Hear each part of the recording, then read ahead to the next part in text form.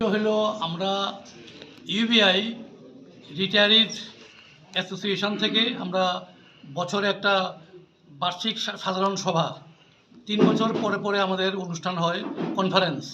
এইটা একটা দ্বিতীয় বার্ষিক সাধারণ সভা, হ্যাঁ, 1 বছর প্রতি বছর হয়।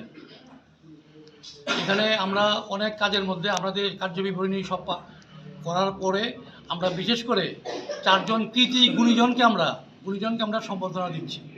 এই 4 জন এখানে উপবিষ্ট আছেন। একজন হলো আমরা সিদ্ধার্থ সাহা। সে আপনারা হয়তো শুনেছেন পুরার সাথে গত বছর একটা অনুষ্ঠান হয়েছিল।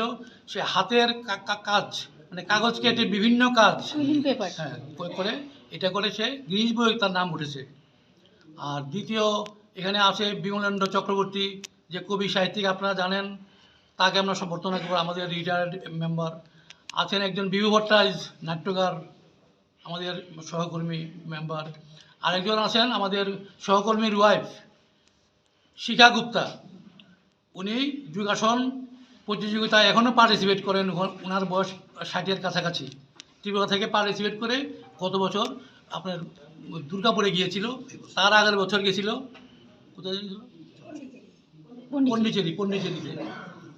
তো ওনার যে এই বয়সে এটা করতে পারছে, তার জন্য সবাই তো এটা শুনে আশ্চর্য, কেউ